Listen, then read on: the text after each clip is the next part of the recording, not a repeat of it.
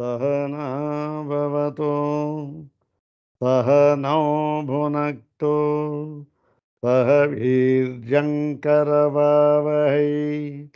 तेजस्विनावधीतमस्तु मा विद्विषावहै। ॐ शान्ति शान्ति शान्तिः। ॐ नारायणं पद्मभुवं वसिष्ठं शक्तिं च तत्पुत्रपराशरं च व्यासं शुकं गौडपदं महान्तं गोविन्दयोगीन्द्रमथस्य शिष्यम् श्रीशङ्कराचार्यमथस्य पद्मपादं च हस्तामलकं च शिष्यम् तं तोटकं वात्तिककारमन्यान् अस्मद्गुरून् सन्ततमानतोऽस्मि शङ्करं शङ्कराचार्यं केशवं बादरायणं सूत्रभाष्यकृतौ वन्दे भगवन्तौ पुनः पुनः सूत्रभाष्यप्रणेतारौ वेदान्ताब्जप्रभाकरौ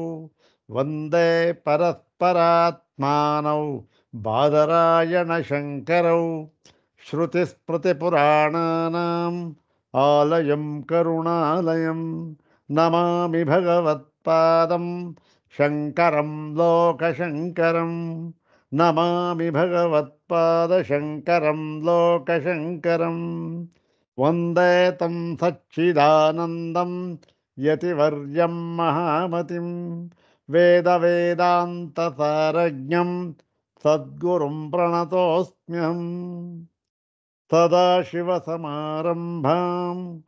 शङ्कराचार्यमध्यमाम् अस्मदाचार्यपर्यन्तां वन्दे गुरुपरम्पराम्। ॐ नमो ब्रह्मादिभ्यो ब्रह्मविद्यासम्प्रदायकर्तृभ्यो वंशर्षिभ्यो नमो महद्भ्यो नमो गुरुभ्यः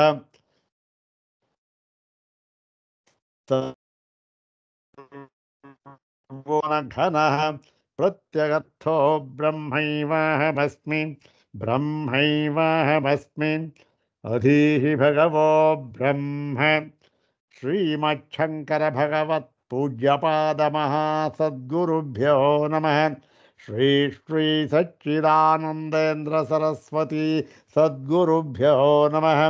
यो ब्रह्माणं विदधाति पूर्वं यो वै वेदांश्च प्रहिणोति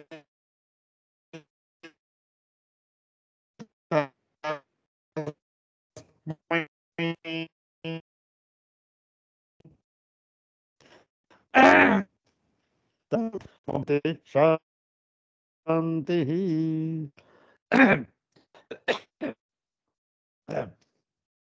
अग्रे उपस्थितेभ्यः भवद्भ्यः सर्वेभ्यो जिज्ञासुभ्यः हार्दान् नमस्कारान् समर्पयामि। ब्रह्मसूत्र शांकर भाष्ये द्वितीये अध्याये तृतीये पादे सप्तभिः सूत्रैरुपनिबद्धेऽस्मिन् प्रथमे वियदधिकरणे तानि सर्वाणि सप्तसूत्राणि एकवारं पठित्वा अनन्तरं तत्रैव तस्मिन् अधिकरणे एव उपनिबद्धम् अन्तिमं प्रकृतं सप्तमं सूत्रम्। इदं सूत्रं पादादितोपि सप्तमं सूत्रमेव। इदं सूत्रं द्विवारं पठित्वा सूत्रं तद्भाष्यभागं च यथामति विचारयामः। सर्वाग्रे शंकर भगवत पूज्यपादानां प्रशस्तिश्लोकमेकं पठित्वा तेषां पादारविन्दयोः शिरसा प्रणिपत्य अनुग्रहं च प्राप्य प्रकृतं सप्तमं सूत्रम् अन्तिमं सूत्रम् अस्मिन् अधिकरणे इदं सूत्रम् अन्तिमं सूत्रं तद्भाष्यभागं च इदानीं यथामति विचारयामः। ओम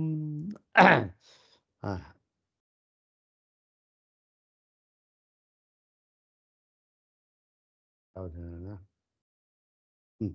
ಓಂ ಯಸ್ಯ ಸ್ಮೃತೇರಪಿ ಶಿಷ್ಯಜನಾ ಭವಂತಿ ಕಾಮಾದಿ ದೋಷರಹಿತಾ ಹ್ಯತಿ ಶುದ್ಧಚಿತ್ತಾಃ ಯಧ್ಯಾನತಃ ಪರಮಕಾರಣಸುಸ್ಥಿರಾಸ್ತೆ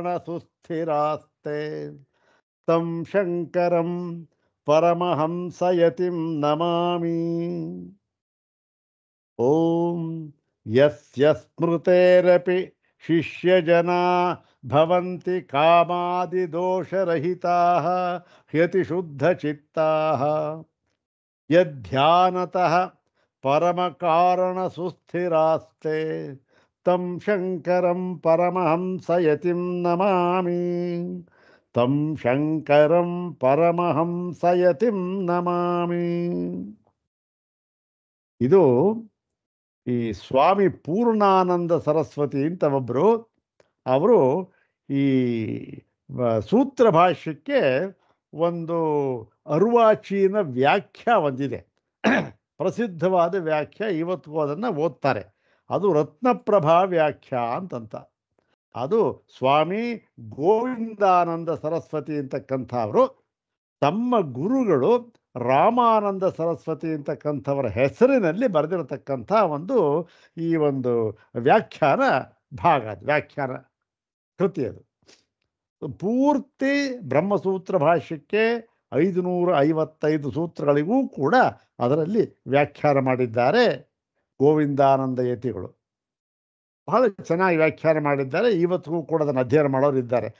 ಅದಕ್ಕೆ ಆ ವ್ಯಾಖ್ಯಾನಕ್ಕೆ ಉಪವ್ಯಾಖ್ಯಾನ ಪೂರ್ವಕವಾಗಿ ಸ್ವಾಮಿ ಪೂರ್ಣಾನಂದ ಸರಸ್ವತಿ ಅಂತಕ್ಕಂಥವರು, ಅವರ ಶಿಷ್ಯರು ಅಥವಾ ಇನ್ಯಾರಂಥದ್ದು ಅಷ್ಟು ಗೊತ್ತಾಗಿಲ್ಲ.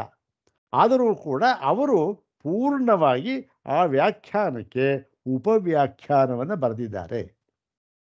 ಅದರಲ್ಲಿ ಅವರು ತಮ್ಮ ಗುರುಗಳನ್ನು ಸ್ತೋತ್ರ ಮಾಡಿದ್ದಾರೆ ಮತ್ತು ಶಂಕರ ಭಗವತ್ ಪೂಜ್ಯಪಾದರನ್ನು ಈ ರೀತಿಯಾಗಿ ಸ್ತೋತ್ರ ಮಾಡಿದ್ದಾರೆ. ಮಾಡಿ ಅವರ ಅನುಗ್ರಹವನ್ನು ಪಡೆದು ನಾನು ಈ ಒಂದು ವ್ಯಾಖ್ಯಾನವನ್ನು, ಉಪವ್ಯಾಖ್ಯಾನವನ್ನು ಪ್ರಾರಂಭ ಮಾಡ್ತಾ ಇದ್ದೇನೆ. ನಿರ್ವಿಘ್ನವಾಗಿ ಪರಿಸಮಾಪ್ತವಾಗಲಿ ಅಂತ ಪ್ರಾರ್ಥನೆ ಮಾಡಿಕೊಂಡು ಶುರು ಮಾಡಿದ್ದಾರೆ. ಬಹಳ ಚೆನ್ನಾಗಿದೆ ಶ್ಲೋಕ ನೋಡಿ. ತಂ ಪರಮಹಂಸಯತಿಂ ನಮಾಮಿ. ಆ ಒಂದು ಪರಮಹಂಸಯತಿ, ಯತಿಯಲ್ಲಿ 4 ಭಾಗ.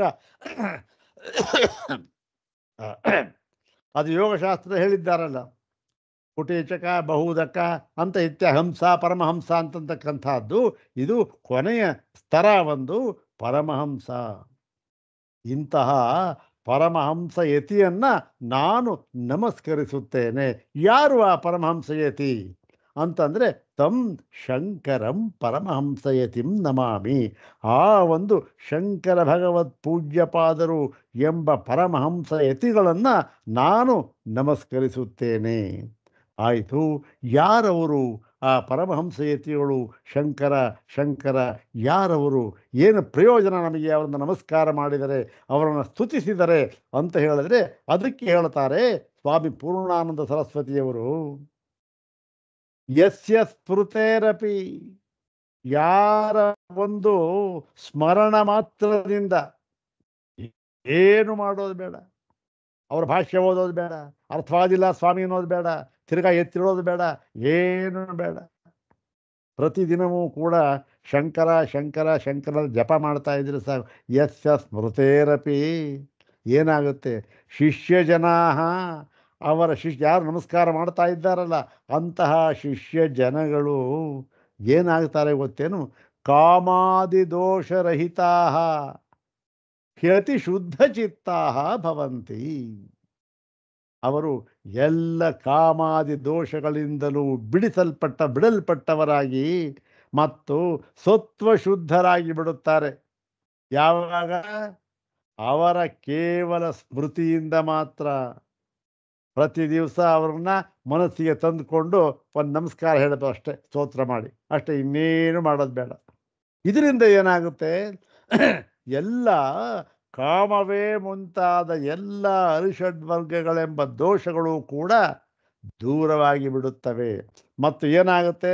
ಅತಿಶುದ್ಧ ಚಿತ್ತ ಮತ್ತೆ ಸತ್ವಶುದ್ಧಿಯಾಗುತ್ತದೆ. ಅಲ್ಲಿಗೇನಾಯಿತು? ಅವರ ಭಾಷ್ಯವನ್ನು ಓದೋದಕ್ಕೆ ಏನು ಅರ್ಹತೆ ಸಿಕ್ಕದಂಗೆ ಆಯಿತು. ಕಾಮಾದಿ ದೋಷ ಹೋಯಿತು, ಮತ್ತೆ ಸತ್ವಶುದ್ಧಿಯಾಯಿತು. ಸಾಕು, ಇನ್ನೇನು ಮಾಡಬೇಕು? ಇದು ಸ್ಮೃತಿ ಆಯಿತು. ಯಧ್ಯಾನತಃ. ಇನ್ನು ಏನು ಮಾಡಬೇಕು? ಧ್ಯಾನ ಮಾಡಬೇಕು. ಧ್ಯಾನ ಅಂದ್ರೇನು? ಅವರ ಒಂದು ಕೃತಿಗಳನ್ನು ಮತ್ತು ಅವರ ವ್ಯಕ್ತಿತ್ವವನ್ನು ಎಲ್ಲವನ್ನೂ ಕೂಡ ನಾವು ಮನಸ್ಸಿಗೆ ತಂದುಕೊಳ್ಳಬೇಕು. ಇದೊಂದು ಮಾನಸಿಕ ಕರ್ಮ ತಾನೇ, ತಂದುಕೊಳ್ಳಬೇಕು. ಹಾಗೆ ತಂದುಕೊಂಡು ಬಿಟ್ಟರೆ ಏನಾಗುತ್ತೆ? ಅಯ್ಯಯ್ಯೋ, ಏನಾಗುತ್ತೆ ಗೊತ್ತೇನು? ಪರಮ ಕಾರಣ ಸುಸ್ಥಿರ ತೇ. ತೇ ಅಂದ್ರೆ ಯಾರು? ತೇ ಶಿಷ್ಯ. ಪರಮ ಕಾರಣ ಅಂದ್ರೇನು? ಇದು ಈ ಸಮಸ್ತ ಪದ ಪರಮ ಕಾರಣೇ ಸುಸ್ಥಿರ ಅಂದ್ರೇನು? ಪರಮ ಕಾರಣದಲ್ಲಿ ಸುಸ್ಥಿರರಾಗಿ ಬಿಡುತ್ತಾರೆ ಅಷ್ಟೇ. ಅವರು ಪರಮ ಕಾರಣ ಯಾವುದು? ಅದೇ ಬ್ರಹ್ಮತತ್ವ. ಆ ಬ್ರಹ್ಮ ತತ್ವದಲ್ಲಿ ಅವರು ಸುಸ್ಥಿರರಾಗಿ ಶಾಶ್ವತವಾಗಿ ನೆಲೆ ನಿಂತು ಬಿಡುತ್ತಾರೆ. ಇನ್ನೇನು ಸ್ವಾಮಿ? ಅದೇ ಮೋಕ್ಷ. ಹೌದ್ ತಾನೆ? ಏನದು? ಯಾವುದು? ಯಧ್ಯಾನತಃ. ಸ್ಮೃತಿಯಿಂದ ಸತ್ವಶುದ್ಧಿ ಆಯಿತು, ಕಾಮಾದಿ ದೋಷ ಹೋಯಿತು. ಇನ್ನು ಅವರ ಒಂದು ಧ್ಯಾನದಿಂದ, ಅವರ ಕೃತಿಗಳ ಅಧ್ಯಯನದಿಂದ, ಧ್ಯಾನ ಅಧ್ಯಯನದಿಂದ ಏನಾಗುತ್ತೆ? ಎಲ್ಲ ಶಿಷ್ಯರುಗಳು ಕೂಡ ಪರಮ ಕಾರಣೇ ಸುಸ್ಥಿರಾ ಭವಂತಿ. ಪರಮ ಕಾರಣವಾದ ಬ್ರಹ್ಮದಲ್ಲಿಯೇ ನೆಲೆಗೊಂಡು ಬಿಡುತ್ತಾರೆ, ನೆಲೆ ನಿಂತು ಬಿಡುತ್ತಾರೆ ಶಾಶ್ವತವಾಗಿ. ಇಂತಹ ಪರಮಹಂಸ ಯತಿಯಾದ ಶಂಕರನನ್ನು ನಾನು ನಮಸ್ಕರಿಸುತ್ತೇನೆ. ನೋಡಿ, ಎಷ್ಟು ಅರ್ಥಪೂರ್ಣವಾಗಿರ್ತಕ್ಕಂಥ ಶ್ಲೋಕ ಅದು. ಪೂರ್ಣಾನಂದ ಸರಸ್ವತಿ ಅಂತಕ್ಕಂಥವ್ರು ಮಾಡಿರ್ತಕ್ಕಂಥದ್ದು. ಗೋವಿಂದಾನಂದ ಭಾಷ್ಯರತ್ನ ಪ್ರಭಾ ವ್ಯಾಖ್ಯಾಗೆ ಉಪವ್ಯಾಖ್ಯಾನ. ಇಲ್ಲಿ ಒಂದು ವಿಚಾರ ಹೇಳಬೇಕು ಅಂತಿದ್ದೆ, ಅದನ್ನು ನಾಳೆ ಹೇಳಿ. ಯಾಕೆಂದ್ರೆ ಅದನ್ನು ಹೇಳೋಕೆ ಹೋದರೆ ಅದೇ ಒಂದು 20 ನಿಮಿಷ ಆಗ್ಬಿಡುತ್ತೆ. ಇರಲಿ, ಅದನ್ನು ನಾಳೆ ಸ್ವಲ್ಪ ಹೇಳ್ತೇನೆ ಪೂರ್ಣವಾಗಿ. ಈ ಒಂದು ವ್ಯಾಖ್ಯಾನದ ಬಗ್ಗೆ ಅದು ನಾಳೆ ಹೇಳ್ತೇನೆ, ಇದು ಬೇಡ. ಇನ್ನೊಂದು ಸರಿ ಆ ಶ್ಲೋಕವನ್ನು ಹೇಳಿಕೊಂಡು ನಾವು ಅರ್ಥವನ್ನು ಮನನ ಮಾಡಿಕೊಂಡು ಆ ಒಂದು ಭಗವತ್ಪಾದ ಶಂಕರರನ್ನ ಧ್ಯಾನ ಮಾಡಿ, ಧ್ಯಾನತಃ ಪರಮ ಕಾರಣ ಸುಸ್ಥಿರಾಸ್ತೆ ಅಂತ ಇದೆಯಲ್ಲ, ಅದಕ್ಕೆ ತಕ್ಕ ಹಾಗೆ ಅವರ ಧ್ಯಾನವನ್ನು ಮಾಡಿ ಸ್ವಾಮಿ ಭಾಷ್ಯವನ್ನು ಅಧ್ಯಯನ ಮಾಡ್ತಾ ಇದ್ದೇವೆ, ನಮ್ಮನ್ನು ಅನುಗ್ರಹ ಮಾಡಿ ಅಂತ ಕೇಳಿಕೊಂಡು ಶುರು ಮಾಡೋಣ. ಓಂ ಯಸ್ಯ ಸ್ಮೃತೇರಪಿ ಶಿಷ್ಯ ಜನ ಭವಂತಿ ಕಾಮಾದಿ ದೋಷರಹಿತಾಹ್ಯತಿ ಶುದ್ಧ ಚಿತ್ತಾಃ ಯಧ್ಯಾನತಃ ಪರಮ ಕಾರಣ ಸುಸ್ಥಿರಾಸ್ತೆ ತಂ ಶಂಕರಂ ಪರಮಹಂಸಯತಿಂ ನಮಾಮಿ. ತಂ ಶಂಕರಂ ಪರಮಹಂಸಯತಿಂ ನಮಾಮಿ. ಅಥ ಶ್ರೀಮಚ್ಛಂಕರ ಭಗವತಃ ಕೃತೌ ಶಾರೀರಕಮೀಮಾಂಸಾ ಭಾಷ್ಯೇ ಅವಿರೋಧಾಧ್ಯಾಯೇ ತೃತೀಯೇ ಪಾದೇ ಪ್ರಥಮಂ ಸಪ್ತಸೂತ್ರಾತ್ಮಕಂ ವಿಯದಧಿಕರಣಂ. ಓಂ ನ ವಿಯದಶ್ರುತೆ ಓಂ ಅಸ್ಥಿತೋ ಓಂ ಗೌಣ್ಯ ಸಂಭವಾತ್ ಓಂ ಶಬ್ದಾಚ್ಚ ಓಂ ಸ್ಯಾಚ್ಚೈಕಸ್ಯ ಬ್ರಹ್ಮ ಶಬ್ದವತ್ ಓಂ ಪ್ರತಿಜ್ಞಾಃ ನಿರವ್ಯತಿರೇಕಾತ್ ಶಬ್ದೇಭ್ಯಃ ಓಂ ಯಾವದ್ವಿಕಾರಂತು ವಿಭಾಗೋ ಲೋಕವತ್. ಇದು 7 ಸೂತ್ರಗಳು. ಆ ಒಂದು ವಿಯದಧಿಕರಣದಲ್ಲಿ ಉಪನಿಬದ್ಧವಾಗಿರತಕ್ಕಂತಹ ಸೂತ್ರ. ಪ್ರಕೃತ ಇದರಲ್ಲಿ ಕಡೆಯ ಸೂತ್ರ ಯಾವುದದು? ಓಂ ಯಾವದ್ವಿಕಾರಂತು ವಿಭಾಗೋ ಲೋಕವತ್. ಓಂ ಯಾವದ್ವಿಕಾರಂತು ವಿಭಾಗೋ ಲೋಕವತ್. ಇದರ ಒಂದು ಪದವಿಭಾಗ ಕ್ರಮ ಅನ್ವಯಾರ್ಥ ಎಲ್ಲ ಆಗಿದೆ. ಆದರೂ ಕೂಡ ಅನ್ವಯವನ್ನು ಮಾತ್ರ ನೋಡಿಕೊಂಡು, ಅದರ ಸಂದರ್ಭವನ್ನು ಒಂದು 2 ಮಾತಲ್ಲಿ ನೋಡಿಕೊಂಡು ನಂತರ ಈ ಒಂದು ಭಾಷ್ಯ ಭಾಗವನ್ನು ಶುರು ಮಾಡೋಣ. ಅನ್ವಯ ಏನಾಗುತ್ತೆ? ಯಾವದ್ವಿಕಾರಂತು ವಿಭಾಗೋ ಲೋಕವತ್ ಅಂತ. ತೂ ಯಾವತ್ ವಿಕಾರಂ ದೃಶ್ಯತೆ ತಾವತ್ ಲೋಕವತ್ ವಿಭಾಗ ದೃಶ್ಯತೆ. ಲೋಕವತ್ ಅಂದ್ರೇನು? ಲೋಕೆ ದೃಷ್ಟವತ್ ವಿಭಾಗ ದೃಶ್ಯತೆ. ಏನು? ಆದರೆ ಆದರೆ ಅಂದ್ರೇನು? ಇಲ್ಲಿಯವರೆಗೆ ಏನೇನು ಪೂರ್ವಪಕ್ಷಿ ಹಾಕಿದ್ದನೋ, ಯಾವುದು ಸಂಶಯ ಮತ್ತೆ ಆಕ್ಷೇಪ ಹಾಕಿದ್ದನಲ್ಲ, ಅದೆಲ್ಲವನ್ನೂ ಕೂಡ ತೆಗೆದು ಹಾಕುವುದಕ್ಕಾಗಿ. ಆದರೆ ನೋಡಪ್ಪ, ನೀನು ಈ ತರಹ ಹೇಳಿದ್ದೀಯಲ್ಲ, ಆದರೆ ಅಂದ್ರೇನು? ಈ ತರಹ ಹೇಳಿದ್ದೀಯಲ್ಲ ಅಂದರೆ ಯಾವ ತರಹ ಹೇಳಿದ್ದೆ ಅಂತ ಅನ್ನೋದು ನಾವು ಸ್ವಲ್ಪ ಮನಸ್ಸಿಗೆ ತಂದುಕೊಳ್ಬೇಕು. ತೂ ಅಂದರೆ ಆದರೆ. ಏನಾದರೆ ಅಂದರೆ ಏನು ಹೇಳಿದ್ದ ಪೂರ್ವಪಕ್ಷಿ? ನೋಡಿ ಸ್ವಾಮಿ, ಈ ಒಂದು ಆಕಾಶಕ್ಕೆ ಸೃಷ್ಟಿಯನ್ನ, ಉತ್ಪತ್ತಿಯನ್ನ ಹೇಳಿದ್ದಾರೆ. ಏನು ಹೇಳಿದ ಮಾತ್ರಕ್ಕೆ ನೀವು ಓಹೋ ಹೇಳಿಬಿಟ್ಟಿದಾರಲ್ಲಪ್ಪ, ಹಾಗಾದ್ರೆ ಆಕಾಶಕ್ಕೆ ಉತ್ಪತ್ತಿ ಇದೆ, ಆಕಾಶವು ಕಾರ್ಯ ಅಂತ ನಿರ್ಧಾರ ಮಾಡಿಬಿಟ್ರಲ್ಲ, ಹೇಗೆ ಸ್ವಾಮಿ? ಒಂದು ಮಾತನ್ನು ಹೇಳಿದರೆ ಅದರಲ್ಲಿ ನಾವು ವಿವೇಚಿಸಬೇಕು. ಏನಂತ ವಿವೇಚನೆ ಮಾಡಬೇಕು ಸ್ವಾಮಿ? ನೋಡಿ ಹೇಳ್ತಾ ಇದ್ದಾರೆ ಶಂಕರರಿಗೆ ಅವರ ಬುದ್ಧಿವಾದನ. ಏನು ವಿವೇಚನೆ ಮಾಡಬೇಕು ಸ್ವಾಮಿ? ಅದು ಗೌಣ ರೂಪದಿಂದ ಹೇಳಿದ್ದಾರೋ, ಗೌಣಾರ್ಥದಿಂದ ಹೇಳಿದ್ದಾರೋ, ಅಥವಾ ಮುಖ್ಯ ಅಂತ ಯೋಚನೆ ಮಾಡಬೇಕಲ್ಲ ಸ್ವಾಮಿ. ಇವಾಗ ಸಿಂಹೋ ಮಾನವಕ ಉದಾಹರಣೆ ಕೊಟ್ಟಿದ್ರದನ್ನ. ಸಿಂಹೋ ಮಾನವಕ ಅಂತಂದ್ರೆ ಅಗ್ನಿರ್ಮಾಣವಕ ಅಂತಾರೆ. ಹೌದ್ ತಾನೆ? ಅಗ್ನಿರ್ಮಾಣವಕ ಅಂದ್ರೇನು? ಮಾನವಕ ಒಳ್ಳೆ ಬ್ರಹ್ಮಚಾರಿ ಕೂತಿದ್ದಾನೆ, 10 ವರ್ಷ, ಶಿಖಾವಂತ, ತ್ರಿಪುಂಡ್ರಧಾರಿ, ಸಂಧ್ಯಾವಂದನೆ ಮಾಡ್ತಾ ಇದ್ದ ನೋಡೋದಕ್ಕೆ ಸಂತೋಷ. ಏನು ಒಳ್ಳೆ ತೇಜಸ್ಸಿನಿಂದ ಕೂಡಿದ್ದಾನೆ, ಅಧ್ಯಯನ ಮಾಡ್ತಾ ಇದ್ದಾನೆ. ಅವನು ನೋಡ್ಬಿಟ್ಟು ಏನು ಹೇಳ್ತಾರೆ? ಓಹೋ ಅಗ್ನಿರ್ಮಾಣವಕ್ಕಃ ಅಂತಂತಾರೆ. ಆಹಾ, ಏನಯ್ಯ ಇವನು ಅಗ್ನಿ ಕಣೆಯ ಇವನು ಅಂತಂತಾನೆ. ಅಗ್ನಿ ಅಂದರೆ ಏನು ಸ್ವಾಮಿ? ಅಗ್ನಿ ಏನು ಅವನು ಹೋದ ಸುಟ್ಬಿಡ್ತಾನೆ ಅವನು ಎಂದಲ್ಲ. ಯಾವ ಅರ್ಥ ಹೇಳಿದ್ದಾರೆ? ಗೌಣಾರ್ಥದಲ್ಲಿ ಹೇಳಿದ್ದಾರೆ. ಅದೇ ರೀತಿ ಇಲ್ಲಿಯೂ ಕೂಡ ಆಕಾಶಕ್ಕೆ ಉತ್ಪತ್ತಿಯನ್ನ ಗೌಣಾರ್ಥದಲ್ಲಿ ಹೇಳಿದ್ದಾರೆಯೇ ಹೊರತು ಮುಖ್ಯಾರ್ಥದಲ್ಲಿ ಹೇಳಿಲ್ಲ.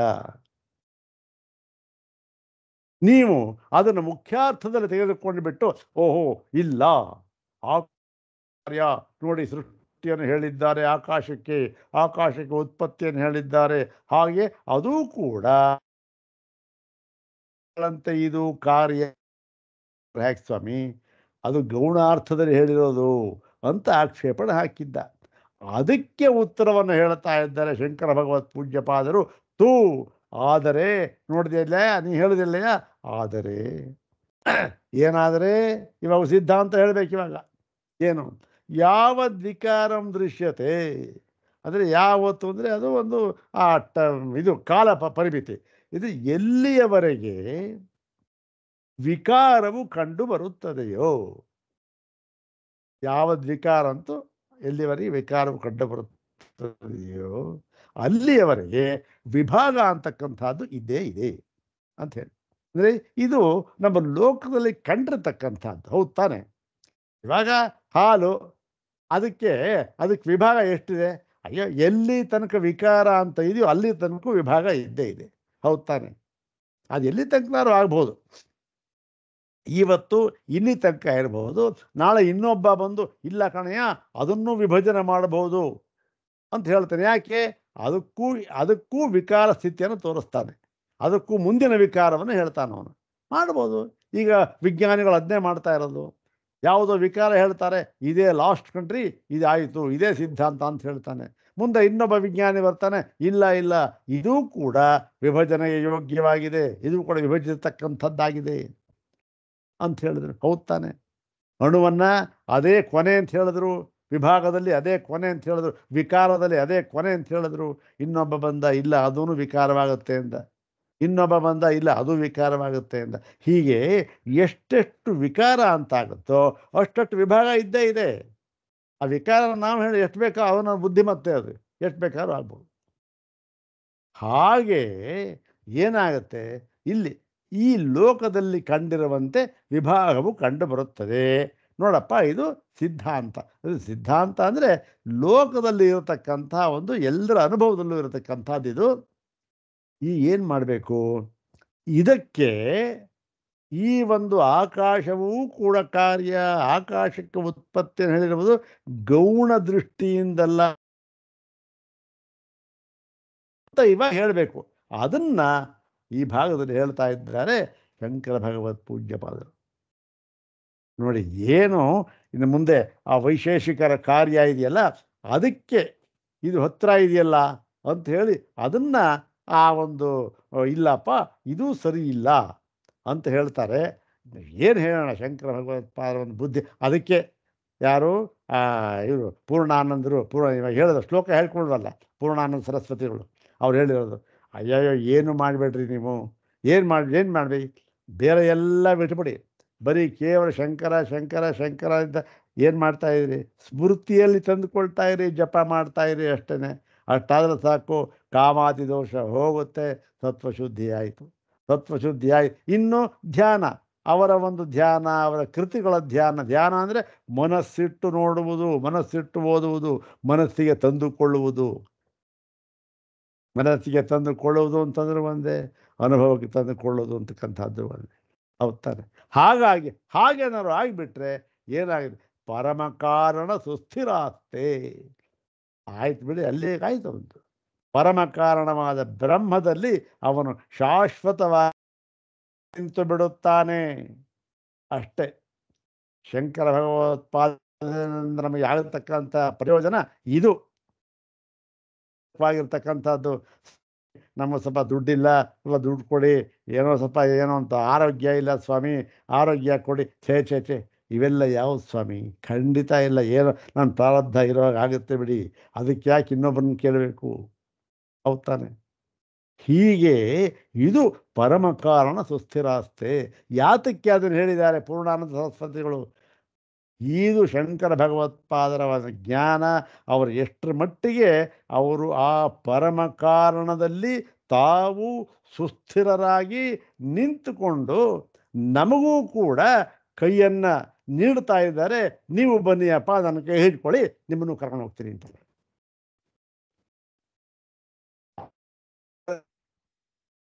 ನಾವು ಕೂಡ ಅದನ್ನೇ ಮಾಡಿ ಕೃತಾರ್ಥರಾಗ್ತಾ ಇದ್ದೇವೆ ಪ್ರತಿದಿನ. ಹೌದು ತಾನೆ? ಇದಕ್ಕಿಂತ ಏನು ಕೃತಾರ್ಥತೆ ಇನ್ನೇನು ಬೇಕು? ಯಾವ ಅರ್ಜಿನೂ ಇಲ್ಲ, ಪೂಜೆ ಇಲ್ಲ, ಪುರಸ್ಕಾರ ಇಲ್ಲ, ಏನಿಲ್ಲ, ಇಷ್ಟ ಭಾಷೆ ಅಷ್ಟೇ. ನನಗಂತೂ ಅದೇನೆ, ಇನ್ಯಾವುದು ಬೇರೆ ಇಲ್ಲ.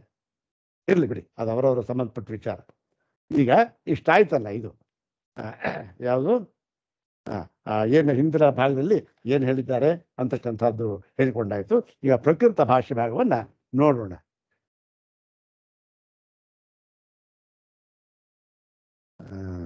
ತೊಂಬತ್ತನೆಯ ಭಾಷ್ಯ ಭಾಗ ಅದು ಇಲ್ಲಿ ಆಕ್ಷೇಪಣೆ ಆಗ್ತಾ ಇದ್ದಾನೆ. ಅದು ಏನು ಆಕ್ಷೇಪಣೆ ಹಾಕಿದ್ದಾನೆ ಅಂತಂದರೆ, ನಾನು ಆತ್ಮಾಪಿ ಆಕಾಶಾದಿಭ್ಯೋ ವಿಭಕ್ತ ಇತಿ ತಸ್ಯಾಪಿ ಕಾರ್ಯತ್ವಂ ಘಟಾಧಿಪತಿ ಪ್ರಾಪ್ನೋತಿ ಅಂದ್ಬಿಟ್ಟು.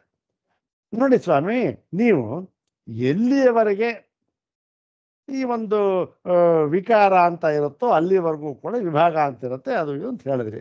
ಸರಿ ಆಯಿತು. ಆದರೆ ಈ ಆತ್ಮನೂ ಕೂಡ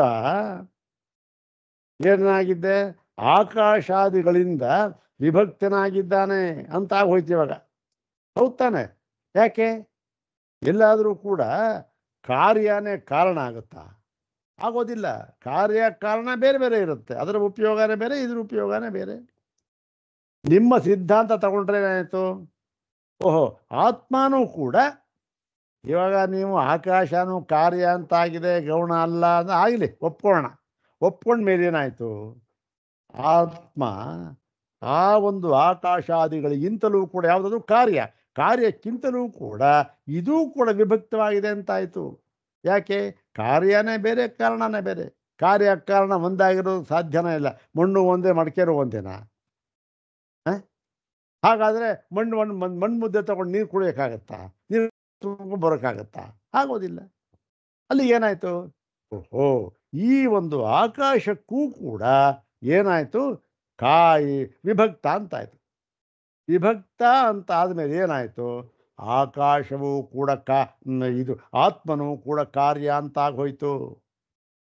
ಹೌದ್ ತಾನೆ? ನಿಮ್ ಸಿದ್ಧಾಂತ ಸ್ವಾಮಿ ನಾವ್ ಹೇಳ್ತಾ ಇಲ್ಲ. ಓಹೋ! ಹೀಗಾಗಿ ಅಂದ್ರೆ ಅದಕ್ಕೆ ಹೇಳ್ತಾ ಇದ್ದಾರೆ ಆಚಾರ್ಯರು, ನ ಇಲ್ಲಪ್ಪ ಹಾಗಿಲ್ಲ. ಯಾಕೆ ಅಂದರೆ ಆತ್ಮನ ಆಕಾಶ ಸಂಭೂತ. ಇದು ಒಂದು 3 ಲೈನ್ ಆಗಿತ್ತು. ಅದನ್ನು ನೋಡ್ತಾ ಇದ್ದಾರೆ ಅಷ್ಟೇ. ಆತ್ಮನ ಆತ್ಮನಿಂದ ಆಕಾಶ ಹುಟ್ಟಿದೆ ಅಂತಕ್ಕಂಥ ಶ್ರುತಿ ಇದೆ. ಒಂದು ವೇಳೆ ಆತ್ಮನನ್ನು ಇದನ್ನು ಸುಮ್ಮನೆ ತಾತ್ಪರ್ಯ ಮಾತ್ರ ಹೇಳಿ ಇಲ್ಲಿ ಆಗಿತ್ತು ಇದು. ಎಲ್ಲಿ ಒಂದು ವೇಳೆ ಆತ್ಮನೂ ಕೂಡ ವಿಕಾರ ಅಂತ ಆಗ್ಬಿಟ್ರೆ ನೀನು ಹೇಳ್ದಾಗೆ, ಯಾಕೆ ಅದು ಕೂಡ ಆಕಾಶಾದಿಗಳಿಂದ ವಿಭಕ್ತವಾಗಿದೆ, ಅದು ಕೂಡ ವಿಕಾರ ಅಂತ ಆಗಿಬಿಟ್ರೆ ಆವಾಗ ಏನಾಗುತ್ತೆ? ಅದಕ್ಕೆ ಒಂದು ಕಾರಣ ಅಂತ ಬೇಕು. ಹೌದ್ ತಾನೆ? ಯಾವಾಗ ವಿಕಾರ ಅಂತ ಒಂದಿದೆಯೋ ಅದಕ್ಕೊಂದು ಕಾರ್ಯ ಅಂತೆ. ವಿಕಾರಕ್ಕೆ ಆಸ್ಪದವಾದ ಒಂದು ಕಾರಣ ಬೇಕೇ ಬೇಕು. ಇಲ್ಲದೆ ವಿಕಾರ ಅಂತ ಹೇಳೋಕ್ಕಾಗೋದೇ ಇಲ್ಲ. ಹೌದ್ ತಾನೆ? ವಿಕಾರ ಅಂತ ಮಡಕೆ ಅಂತ ಹೇಳಿದ ಮೇಲೆ ಅದಕ್ಕೆ ಕಾರಣವಾದ ಮಣ್ಣು ಅಂತ ಇದ್ದೇ ಇರಬೇಕು. ಹೀಗಾಗಿ ಈ ಆತ್ಮನು ಇದು ವಿಕಾರ ಅಂತ ಹೇಳಿಬಿಟ್ರೆ, ಓ ಆಕಾಶದಿಗಿಂತ ಇದು ವಿಭಕ್ತವಾಗಿದೆ, ಆದ್ದರಿಂದ ಇದೂ ಕೂಡ ವಿಕಾರ, ಇದು ತರ್ಕ, ಇದೂ ಕೂಡ ವಿಭಾಗ ಅಂತ ಹೇಳಿಬಿಟ್ರೆ ಆ ಆತ್ಮನಿಗೂ ಒಂದು ಕಾರಣ ಬೇಕು. ಆದರೆ ಎಲ್ಲಿಯೂ ಕೂಡ ಆತ್ಮನಿಗೂ ಕೂಡ ಕಾರಣವಾಗಿ ಇನ್ನೊಂದು ತತ್ವವನ್ನು ಹೇಳಿರುವುದು ಕಂಡಿಲ್ಲ. ಎಲ್ಲೂ ಕಂಡಿಲ್ಲ. ಎಲ್ಲಿ? ಶ್ರುತಿಯಲ್ಲಿ. ಈ ಎಲ್ಲಿ ಹೇಗೆ ಹುಡುಕಿದರೂ ಕೂಡ ಆಕಾ ಈ ಆತ್ಮನಿಗೂ ಕೂಡ ಕಾರಣವಾಗಿ ಇನ್ನೊಂದು ಕಾರಣವನ್ನು ಶ್ರುತಿಯಲ್ಲಿ ಹೇಳಿಲ್ಲ. ಒಂದು ಹಾಗಾಗಿಬಿಟ್ರೆ ಆತ್ಮನಿಗೆ ಇನ್ನೊಂದು ಕಾರಣವನ್ನು ಹೇಳಿಲ್ಲ. ನೀನು ಹೇಳೋ ಪ್ರಕಾರ ಆತ್ಮ ಕಾರ್ಯ ಅಂತ ಆಗಿಬಿಟ್ಟ. ಆವಾಗ ಏನಾಗುತ್ತೆ ಗೊತ್ತೇನು? ಕಾರಣ ಅಂತಲೇ ಇಲ್ಲ. ಯಾವುದಕ್ಕೂ ಕಾರಣ ಅಂತಲೇ ಇಲ್ಲ. ಕಾರಣ ಅಂತಂದ್ರೂ ಒಂದೇ, ಅದರ ಒಂದು ಮೂಲ ಸ್ವರೂಪ ಅಂತಂದ್ರೂ ಒಂದೇ, ಎಲ್ಲ ಒಂದೇ. ಹಾಗಾಗಿ ಏನಾಯಿತು? ಯಾವುದಕ್ಕೂ ಕೂಡ ಮೂಲ ಸ್ವರೂಪವೇ ಇಲ್ಲ ಅಂತಾಗೋಯ್ತು. ಮೂಲ ಸ್ವರೂಪವೇ ಇಲ್ಲ ಅಂತ ಆಗೋದ ಮೇಲೆ ಏನಾಯಿತು? ನೈರಾತ್ಮ್ಯವಾದ ಪ್ರಸಂಗ ಪ್ರಸಜ್ಯೇತ. ಅನೈರಾತ್ಮ್ಯವಾದ ಅಂದ್ರೆ ಒಂದೇ, ಶೂನ್ಯವಾದ ಅಂದ್ರೆ ಒಂದೇ.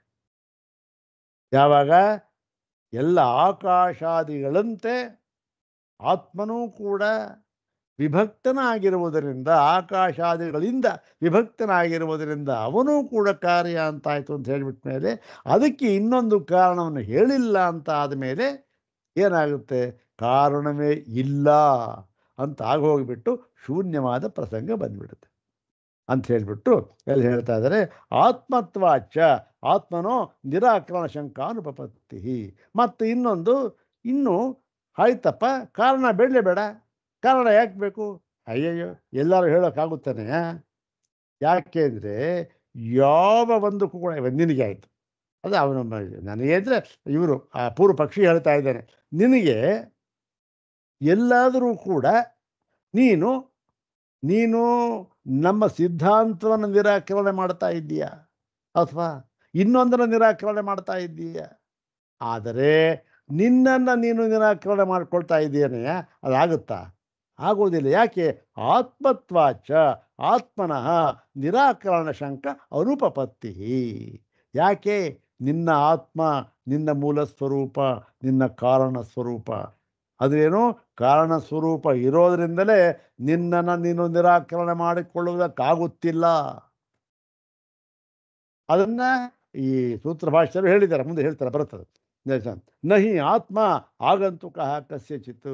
ಮತ್ತು ಆಗಂತುಕ ಆತ್ಮನು ಯಾರಿಗೂ ಕೂಡ ಆಗಂತುಕನಲ್ಲ. ಆಗಂತುಕ ಅಂತಂದ್ರೆ ಏನು? ಈಗ ಇಲ್ಲ, ಅತಿಥಿಗಳು ಈಗ ಇಲ್ಲ, ಮುಂದೆ ಬಂದರು, ಯಾವುದೋ ಒಂದು ಊಟ ಹೊತ್ತಿಗೆ ಬಂದರು ಅತಿಥಿಗಳು. ಹಾಗಿಲ್ಲ. ಆತ್ಮ ಏನು? ಸ್ವಯಂ ಸಿದ್ಧತ್ವಾತ್. ಯಾವಾಗಲೂ ಕೂಡ ಅವನು ಸ್ವಯಂ ಸಿದ್ಧನಾಗಿದ್ದಾನೆ. ನಿನ್ನಲ್ಲಿ ಯಾವಾಗಲೂ ಬಂದು ಸೇರಿಕೊಳ್ಳಿಲ್ಲ, ನಿನ್ನಲ್ಲಿ ಇರಲಿಲ್ಲ ಅಂತಕ್ಕಂಥ ಕಾಲವೂ ಇಲ್ಲ. ಆತ್ಮನನ್ನು ಬಿಟ್ಟು ನೀನು ಅಂತ ಇಲ್ಲವೇ ಇಲ್ಲ. ಹೌದ್ ತಾನೇಪ? ಆದ್ದರಿಂದ ಏನು?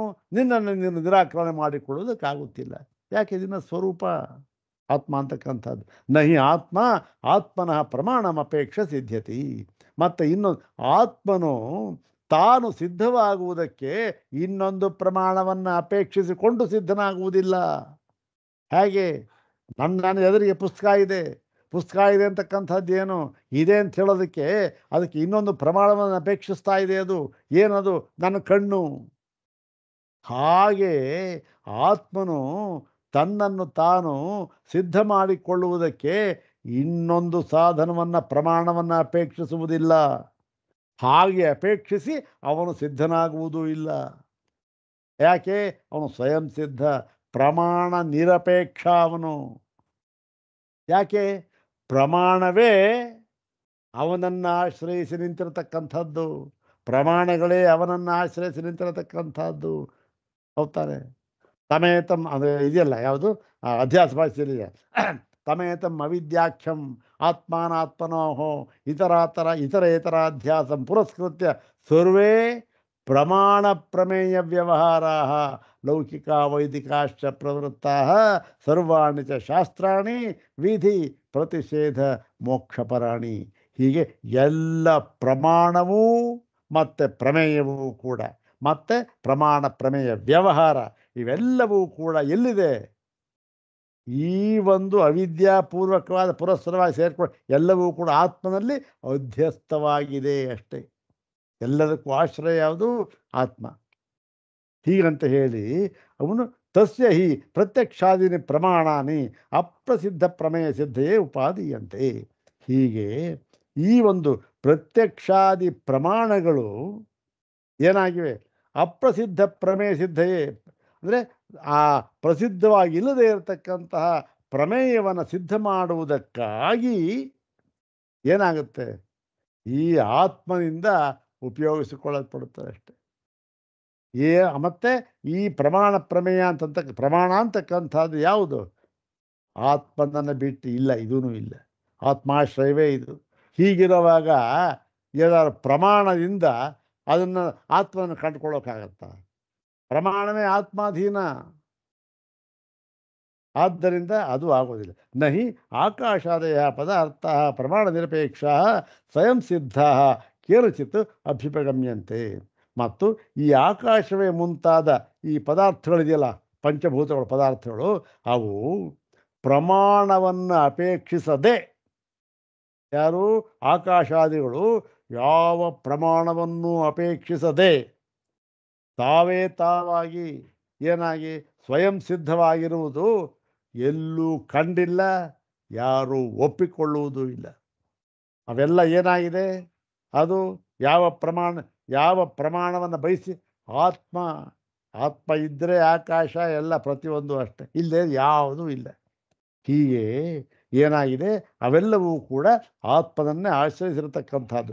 ಪ್ರಮಾಣ ಪ್ರಮೇಯ ವ್ಯವಹಾರವೂ ಕೂಡ ನಚ ಈದೃಶಸ್ಯ ನಿರಾಕರಣಂ ಸಂಭವತಿ. ಹೀಗೆ ಇಂತಹ ಅಂದರೆ ಏನು? ಇಂತಹ ಅಂದರೆ ಯಾವ ಪ್ರಮಾಣವನ್ನು ಅಪೇಕ್ಷಿಸದೆ ತಾನು ಸಿದ್ಧವಾಗುವುದಕ್ಕೆ ಯಾವ ಸಾಧನವನ್ನಾಗಲಿ ಪ್ರಮಾಣವನ್ನಾಗಲಿ ಅಪೇಕ್ಷಿಸದೆ ಸ್ವಯಂ ಸಿದ್ಧನಾಗಿ ಮತ್ತೆ ಮಿಕ್ಕೆಲ್ಲ ಪದಾರ್ಥಗಳಿಗೂ ಕೂಡ ಆಶ್ರಯೀಭೂತನಾಗಿ ಪ್ರಮಾಣಭೂತವಾಗಿ ಇದ್ದುಕೊಂಡಿರತಕ್ಕಂತಹ ಇಂತಹ ಆತ್ಮನನ್ನು ಯಾರೂ ಕೂಡ ನಿರಾಕರಿಸುವುದಕ್ಕೆ ಸಾಧ್ಯವಿಲ್ಲ. ಯಾಕೆ? ಆ ನಿರಾಕರಣೆ ಮಾಡ್ತಾ ಇದ್ದಾನಲ್ಲ, ಅವನ ಸ್ವರೂಪವೇ ಆತ್ಮ. ಇದು ಬಹಳ ಮುಖ್ಯ. ಯಾರಾದರೂ ಕೂಡ ಅವನ ಸ್ವರೂಪವನ್ನು ಅವನೇ ನಿರಾಕರಣೆ ಮಾಡ್ಕೊಳ್ಳೋಕ್ಕಾಗುತ್ತಾ? ಯೋಚನೆ ಮಾಡಿ. ಅದಕ್ಕೊಂದು ಉದಾಹರಣೆ ಕೊಡ್ತಾರೆ, ಮುಂದೆ ನೋಡೋಣ. ಮತ್ತು ಇದನ್ನು ಹೇಳ್ತಾರೆ, ಇದನ್ನೇ ಆಗಂತುಕಂ ಹಿ ವಸ್ತು ನಿರಾಕ್ರಿಯತೆ ನ ಸ್ವರೂಪಂ. ನಿರಾಕರಣೆ ಮಾಡಬಹುದು. ನಿರಾಕರಣೆ ಮಾಡೋದು ಯಾವಾಗ? ನನ್ನ ಹತ್ರ ಆಗಂತುಕವಾಗಿ ಬಂದ ಒಂದು ವಸ್ತುವನ್ನು ನಿರಾಕರಣೆ ಮಾಡಬಹುದು. ಆದರೆ ಸ್ವಯಂ ಸಿದ್ಧವಾಗಿರತಕ್ಕಂತಹ ಸ್ವರೂಪಭೂತವಾಗಿರತಕ್ಕಂತಹ ತತ್ವವನ್ನು ನಿರಾಕರಣೆ ಮಾಡೋದಕ್ಕೆ ಸಾಧ್ಯವೇ ಇಲ್ಲ. ಸ್ವರೂಪವನ್ನು ನಿರಾಕರಣೆ ಮಾಡೋಕ್ಕೆ ಸಾಧ್ಯವ? ಆಗೋದೇ ಇಲ್ಲ. ಆಗಂತುಕ ಆಗಿದ್ರೆ ನಿರಾಕರಣೆ ಮಾಡಬಹುದಾಗಿತ್ತು. ಮತ್ತೇನು? ಯಯೇವ ಹಿ ನಿರಾಕರ್ತ ತದೇವ ಹಿ ತಸ್ಯ ಸ್ವರೂಪಂ. ನೋಡಿ, ಯಾವನು ನಿರಾಕರಣೆ ಮಾಡುತ್ತಾನೋ, ನಿರಾಕರಣೆ ಮಾಡ್ತಾ ಇದ್ದಾನೆ, ಓ ನಾನಿಲ್ಲ, ನಾನಿಲ್ಲ ಕಣ್ರಿ ಅಂತ ಹೇಳ್ತಾ ಇದ್ದಾನೆ ಅಂತ ಹೇಳಿದ್ರೆ ಅದೇ ಅವನ ಸ್ವರೂಪ. ನಾನಿಲ್ಲ, ಆ ನಾನು ತಾನು ಅಂತಕ್ಕಂಥ ಅವನೇ ಸ್ವರೂಪ ಅದು.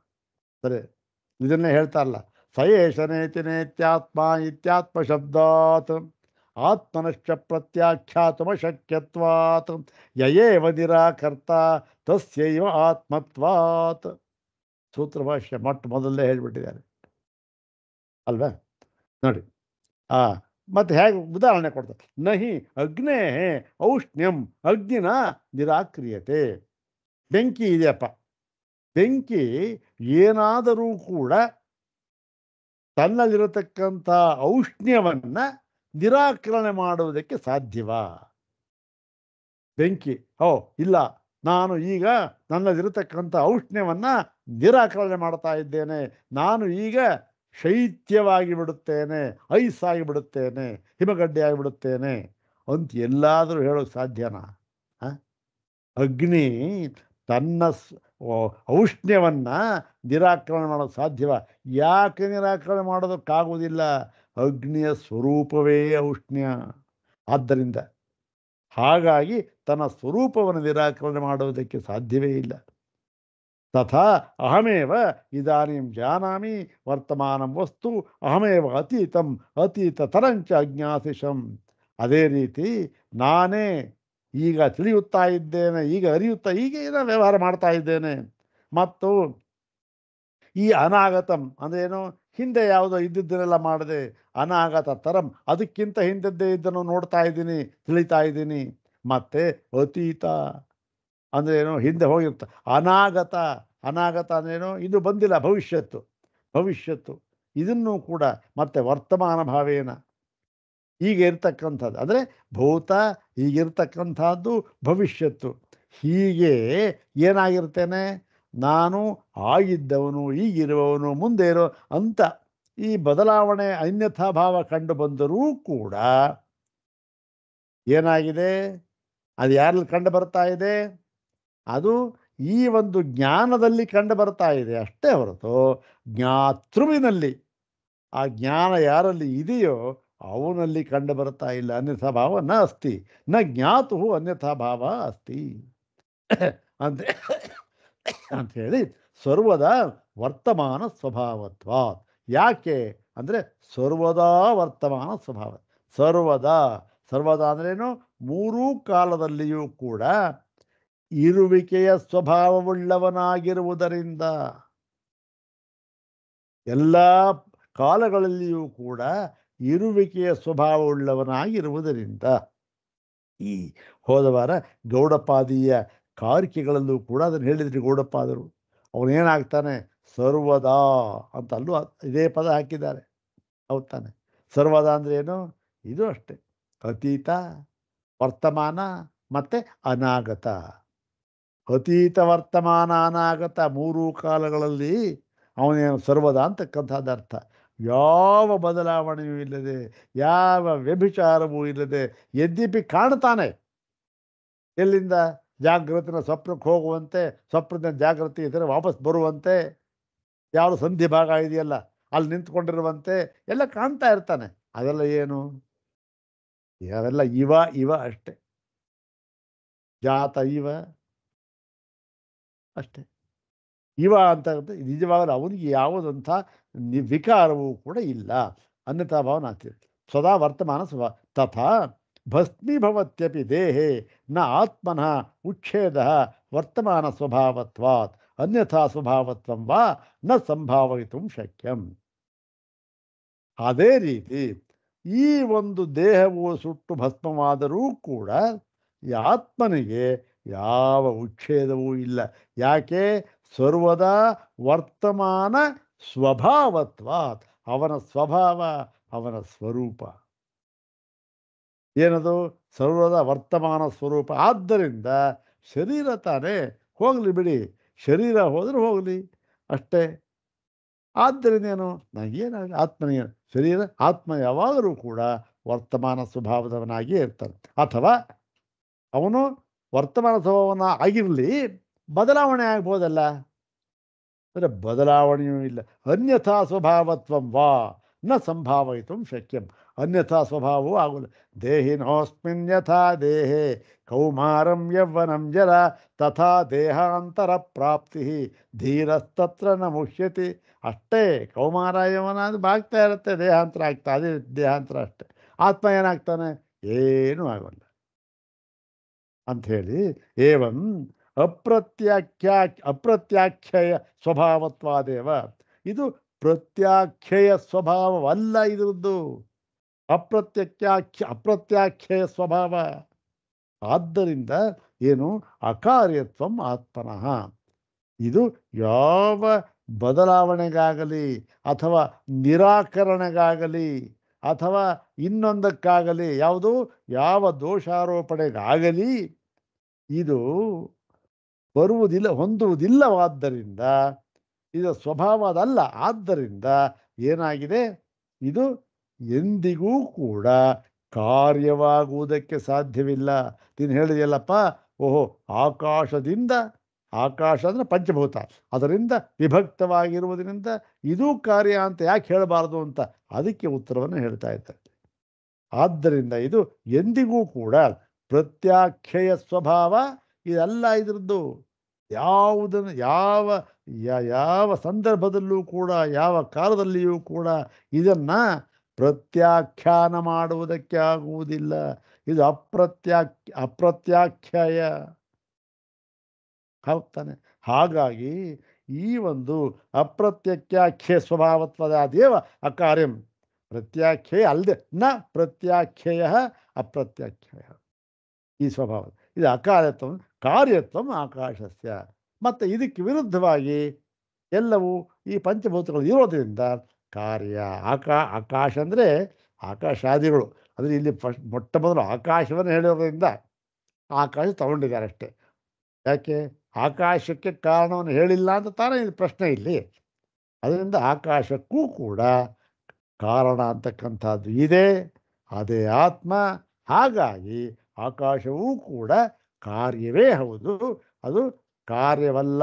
ಅದೂ ಕೂಡ ಸ್ವಯಂ ಸಿದ್ಧವಾಗಿರ್ತಕ್ಕಂಥದ್ದು ಆತ್ಮನಂತೆ ಅಂತಕ್ಕಂಥದ್ದು ಸರಿ ಇಲ್ಲ ಅಂತ ಹೇಳಿದ್ರು. ಇನ್ನು ಮುಂದೆ ಹೇಳ್ತಾರೆ, ವೈಶೇಷಿಕರು ಕಾರಣವನ್ನು ಹೇಳ್ತಾರಲ್ಲ, ಪರಮ ಕಾರಣವನ್ನು, ಅಂದರೆ ಅವರ ಕಾರಣವೇ ಬೇರೆ, ಈ ಕಾರಣವೇ ಬೇರೆ ಅಂತಕ್ಕಂಥದ್ದನ್ನು ಮುಂದಿನ ಭಾಗದಲ್ಲಿ ಹೇಳ್ತಾರೆ. ಅದನ್ನು ನಾಳೆ ನೋಡೋಣ. ಓಂ ಶಾಂತಿ ಶಾಂತಿ ಶಾಂತಿ. ಓಂ ತತ್ಸತ್.